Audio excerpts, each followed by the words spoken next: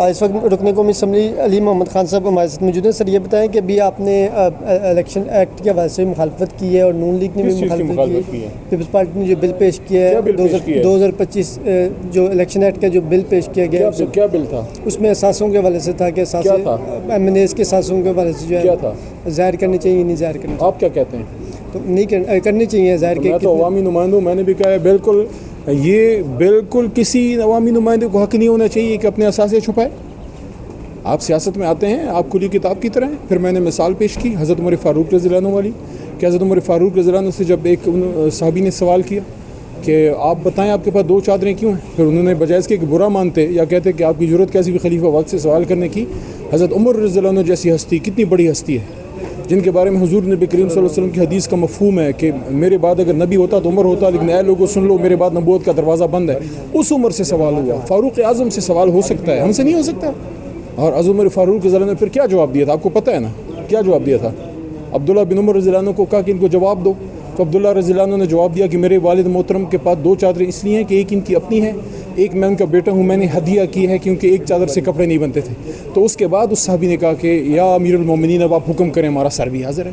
تو بھائی میں نے یہ بات ادھر کی ہے کہ بجائے اس کے کہ آپ یہ کہیں کہ ہم سے سوال مت پوچھو ہمارے اثاثوں کا، آپ یہ کہیں کہ ہم سے پوچھو لیکن ساتھ میں سرکاری افسران سے بھی پوچھو. پھر میں نے یہ بھی کہا کہ صرف سول سرکاری افسران سے نہیں، ججز سے بھی سوال ہونا چاہیے اور سرکاری جو بیوروکریسی ہے سول بیوروکریسی ان سب کے بھی اثاثے ظاہر ہونے چاہیے. لیکن یہ کیا بات ہوئی کہ قومی اسمبلی کے ممبران یا سینیٹر حضرات یہ کہیں کہ ہم سے سوال ہی مت پوچھو. آپ سے سوال نہ پوچھو تو پھر آپ سیاست میں کیوں ہیں؟ سر لاسٹ میں یہ بتائیں کہ کل عمران خان صاحب کے بھانجے جو ہے وہ شریز کو گرفتار کیا گیا ہے اور دوسری جانب عمران خان صاحب کی ضمانت تو یہ دوسری ایک طرف جو ہے وہ گرفتاری ڈالی گئی ہے وہ بھی 9 مئی کیس میں، تو اس پر کیا کہیں؟ ایک بہن کو اپنے بھائی سے وفا نبھانے کی سزا دی جا رہی ہے. علیمہ آپ اپنے بھائی سے وفا نبھا رہی ہے بیچاری. کبھی سوچا تھا کسی نے کہ اس ملک کا شہزادہ بیٹا ہے عمران خان، شہزادہ ہے، شہزادوں کی طرح زندگی گزاری. آج اس کی بہنیں گلیوں میں رول رہی ہیں. کیوں رول رہی ہیں؟ کہ عمران خان نے کرپشن کی ہے، اس کے اثاثے باہر نکل آئے ہیں، اس پہ کوئی پاناما کا کیس نکلا ہے عمران خان کے سوئس اکاؤنٹ سے نہیں. وہ اس بات کی سزا کاٹ رہا ہے کہ عمران خان نے کہا تھا کہ ایبسلیوٹلی ناٹ، کہ پاکستان کے مفاد پہ ہم کوئی کمپرومائز نہیں کریں گے. تو میں پاکستانیوں کو کہنا چاہتا ہوں کہ پاکستانیوں یہ عمران خان بھی آپ کی وجہ سے جیل میں ہے اور عمران خان کی بہنیں بھی گلیوں میں جو خوار بیچاریاں ہو رہی ہیں وہ بھی آپ لوگوں کے لیے ہو رہی ہیں. تو یہ عمران خان کو زور دینے کے لیے یہ کیا گیا ہے کہ کل سپریم کورٹ سے عمران خان صاحب کے خلاف 9 مئی کا کیس تو ختم ہو گیا نا. جب ان کی ضمانتیں ہو گئی ہیں اور سپریم کورٹ کو اس میں سازش نظر نہیں آئی تو کل تو خوشی کا دن تھا کیونکہ 9 مئی کا بیانیہ ایک طرح سے ہوا میں تحلیل ہو گیا. میں نے تو کل یہاں سپریم کورٹ کے باہر یہ بات بھی کی کہ عمران خان سے معافی مانگنے والے جو تھے کہ آپ معافی مانگیں، جو طلبگار ہیں اب وہ کیا عمران خان سے معافی مانگیں کہ آپ کو ہم نے 2 سال جو ہے جبراً غیر قانونی جیل میں رکھا اور سپریم کورٹ نے آپ کو ضمانتیں دے دیں.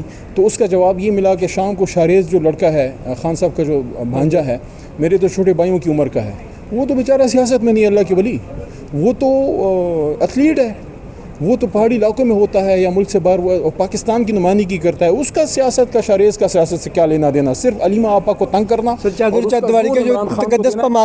لیکن ہم یہ کہتے ہیں کہ علیمہ آپا بھی انشاءاللہ مضبوط خاتون ہے، جس طرح ایک مشرقی ماں مشرقی بہن ہوتی ہے، اس نے ایک مضبوط کردار ادا کیا ہے. ہمیں علیمہ آپا بھی فخر ہے اور ہمیں خان صاحب کے پورے خاندان پہ، کیونکہ خان صاحب نے ثابت کیا ہے کہ انہوں نے صرف ہم ورکر سے قربانی نہیں مانگی. اگر علی محمد 78 دن جیل میں رہا ہے اور میری ماں مجھے اڈیالہ ملنے آئی تو عمران خان کی بہن بھی جیل جا رہی ہے، عمران خان کی بہن نے بھی جیل کاٹی ہے. پہلا لیڈر ہے جس نے خود بھی قربانی دی ہے، خود قربانی دینے کے بعد اب ورکر سے وہ مانگ رہا ہے. چادر چادواری کے جو تقدس پامال ہوئے اس پر کیا کہیں گے؟ وہ تقدس رہ کدھر گیا یار؟ جب ڈاکٹر یاسمین راشد صاحبہ جیسی قوم کی جو اصلی ماں ہے، اصلی وڈی ماں، اس کو کس چیز کی سزا دی جا رہی ہے؟ کرونا میں کینسر زدہ ڈاکٹر یاسمین نے ہمارے لوگوں کو بچایا، اس کا انعام یہ دیا گیا ہے کہ 600 دنوں سے ڈاکٹر یاسمین جیل میں ہے. چادر اور چار دیواری کا تقدس اس حکومت میں بالخصوص پنجاب میں، اور اس پہ دکھ ہوتا ہے کہ وزیر اعلیٰ خاتون ہے لیکن خاتون وزیر اعلیٰ کے نیچے پنجاب میں خواتین کی عزت چادر اور چار دیواری محفوظ نہیں ہے. Thank you sir.